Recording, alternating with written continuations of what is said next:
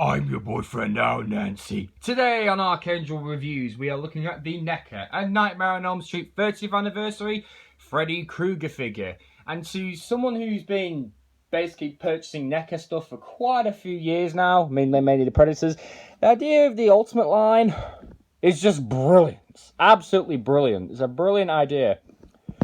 Let's take a close look at the box. You got Freddy there, Nancy, and Nightmare on Elm Street.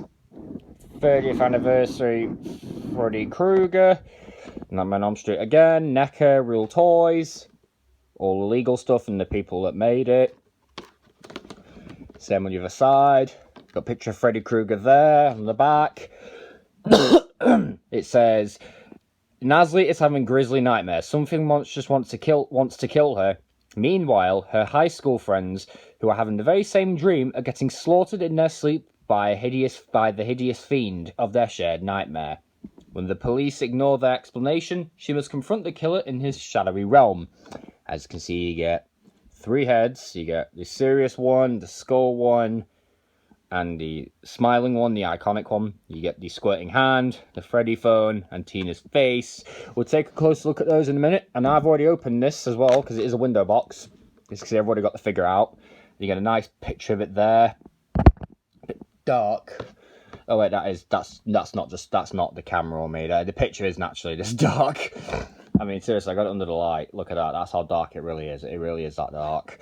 I like the boiler design at the back, and I like you got the sweater design here. And he does have the red sleeves, which is true to the first film. And I've got all of them on DVD. In fact, let's compare it to my other window box, which is a Dark Horse 25th Anniversary Predator. Which the box is significantly bigger because it houses a bigger figure and it actually houses it in a pose. Another thing I have as well, and I've seen all these, so I remember all the details from the first movie. Blu-ray, the collection. This doesn't include the reboots. I've not seen the reboot. Personally, I think I'll pass on it, and I'd recommend passing on it because I just don't like the idea of Freddy being a child molester. I prefer the idea of him being just a murderer. But yeah. I'm going to take a moment, get the figure ready, and we'll be back in a second. Okay, so this figure comes with 3 heads.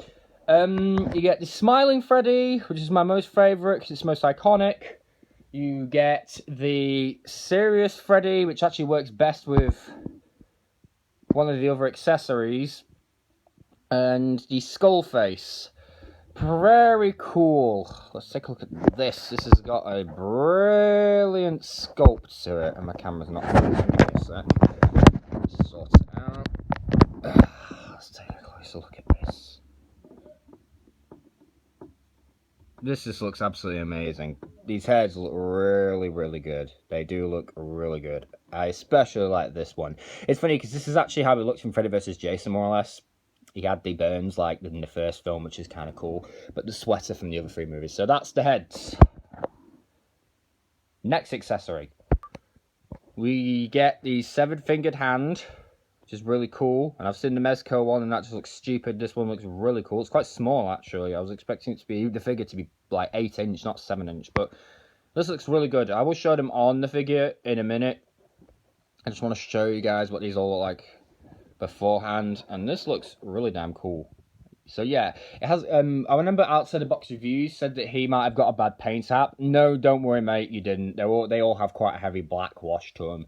So they I've seen multiple reviews, and mine as well just proves that they all have this very heavy black wash to the hand. Ooh. There's on the side some amazing sculpting in this, and it's exclusive to this box set as well. It's exclusive to this box of the figure, so that's really damn cool. Next accessory, we get the fedora, made of a soft gummy plastic. Nothing special, just Freddy's typical fedora. Tina's face, eh? It has indentations where it will clip. It will clip onto Freddy's grumpy face, which is this one. It clips on there the best, so it kind of fits in there. I'll show it on the actual figure in a bit. I like how the eye holes are and the mouth are open. Like, so you can see through him. That is pretty neat. They didn't have to, but, you know, they did that, and that's pretty good. Which is weird, because they didn't do it with the Ultimate Jason. They blocked off the eyes in his mask, which when I get that, I'm going to carve holes in the eyes with my knife, because I want to be able to see his eyes through the mask. But yeah, Tina's face, when he kills the first victim, which is Tina in the film, he then tries to scare Nancy by pushing his fist through the door, well, the window of it, and then using this, and in Tina's voice saying, "Nancy, help me," and whatever. I can't remember the exact lines. I don't know if I'd ever displayed a figure like this, but as Outside the Box review said, it's neat. And you know what? It is neat. I might display it the odd time. I might just have it in his hand or something, blue tack it so he's holding it in his hand. But it's neat, and I do like it. Next accessory. Oh boy, this is definitely my favorite of all the accessories. The Freddy phone. Oh my god, this is so cool. Like, literally, this is the I'm Your Boyfriend Now Nancy phone, the thing that I quoted at the beginning, which is inspired from Outside the Box reviews. He did a little parody of it. I'm going to go ahead and do the full thing. You can sort of see all the buttons.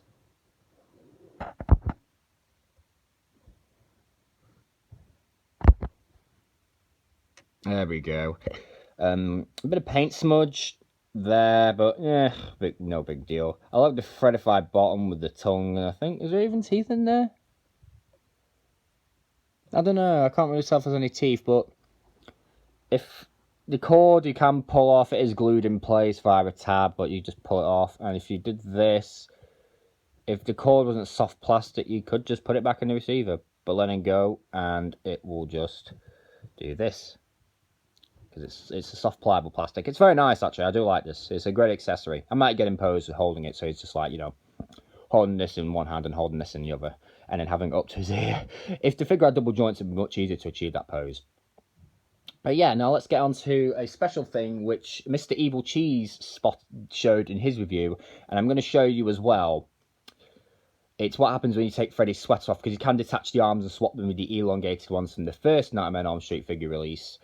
So I'm going to show you now what's underneath that sweater. Okay, first of all, pull off the arm.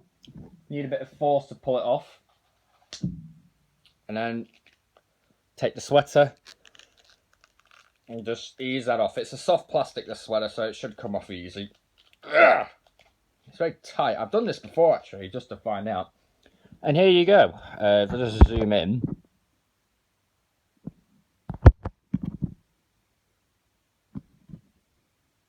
Stupid camera. My camera's a retard. I need a proper one. There we go. You got this mark here where he cuts himself open in front of Nancy. I think it's either that or it's Tina. One of the two. I think it's more or less Nancy. Like that. Got all the burn details here. I don't know why NECA never took advantage of this, really. This was great. This is a great idea. And you get some nice, like, ab crunch and diaphragm. We'll show this off more in articulation, but you got some really good articulation with this piece. This is a great torso. I like this torso. Putting it back on, it's really easy. Actually, I'm going to do this off camera because it's easy, and I'll show you the completed figure with the head on. Okay, so back to being fully assembled, and I've got the fedora off because the mask just clips right on. I want to show you everything.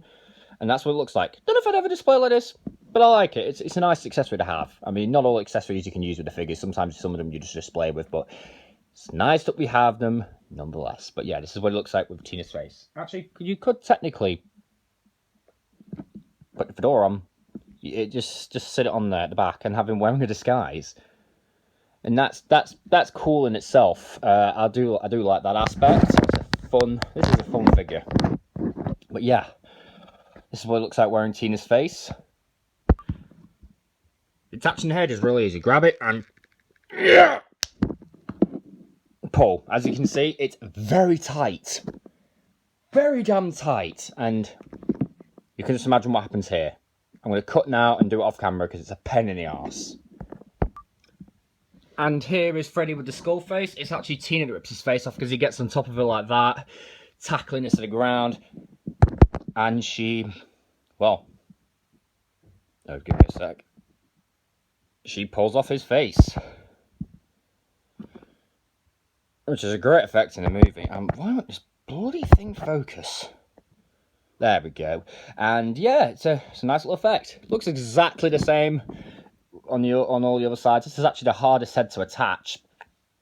As you can see, it's put marks on my hand from all the details, and I push it on. It really is a pain in the arse. But yeah, taking it off is the same. And I kind of stuck my pliers in there. And just said it's the hardest, so I stuck my pliers in there and twisted it a bit. It's kind of made that hole a bit bigger, which is good. Next head. And now for my personal favourite head, holding the Freddy phone. Yeah, I'm using blue tack because it won't stay in his hands otherwise. This is personally the head that I'm going to display him with, just because I love it. If I'm getting him a fighting pose, I might use a serious face. But I just love this head. It's so iconic, so freaky looking, and that smile just creeps people out. I absolutely love it. If I get his head up, remove his fedora, he just looks amazing.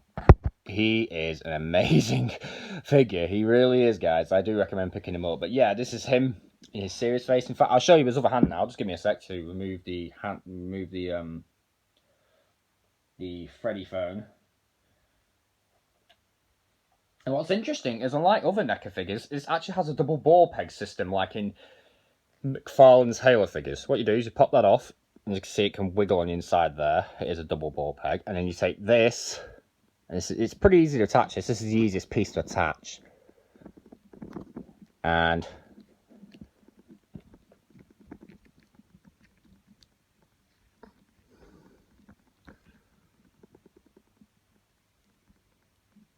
yeah, now you can reenact that scene where if he cuts off his fingers in front of Tina, freaking her out. This just looks freaking badass. I'm probably going to display the figure with this hand. I don't know if I'll ever display it like this, but it's really nice that we got it anyway. I know some people definitely take advantage of all these accessories with it. Maybe use the phone as a whip and whack an enemy over the head with it. But yeah, let's get on to articulation. Okay, so Freddy has a ball joint at the base of the head, which can go up, down, left, right, and tilt. Arms are on pin sockets, so they rotate 360, go in and out. I feel like there's a slight ratchet in them, which is nice, because it's something NECA trying to include, is apparently some of their joints getting weaker over time. I got that from outside the box reviews, and I think it might be telling the truth. Pin socket on the elbows, same system as the shoulders, so it can bend and rotate. Hands on a nice ball joint, so it can, flex around. You get all a great range of motion here. Bladed glove seems to have it a bit more. Two joints there and there, as you saw earlier, to enable the figure to crunch, go back, side to side, and even rotate. Now, here's what's new for this Freddy. All of the figures were just stactioned like that. This being an ultimate figure, he's definitely ultimate because he has leg articulation. So his legs can swivel at the thigh, go in and out. And as outside the box reviews, he calls this part the NECA diaper because it allows you so much movement. They go forward, not so much back. They bend at the knee, swivel at the knee, and a ball joint at the foot.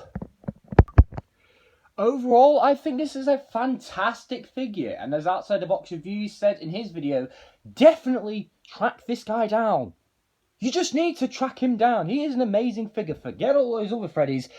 This one is the best. Best paint job, really amazing accessories, and without a doubt the best articulation. He's really poseable. I mean, he comes with 3 interchangeable heads, 2 interchangeable hands, a Freddy phone, and a flipping Tina's face as a mask. What more could you ask for? Maybe the extended arms? Who cares, though? I mean, yeah, it's a little on the small side compared to the Predators. If I actually know, if you do compare it to Predator, it's actually not that much smaller, because I actually did that when I got it. I'm not going to show it in this video, of course. But yeah, definitely track this guy down. He's really needed for your collection. If you've got the other Freddys, still get this guy. He's just worth it. I've been the Archangel, reviewing NECA, or Friday Nightmare on Elm Street 30th anniversary Freddy Krueger figure. And I'll catch you guys next time. Peace.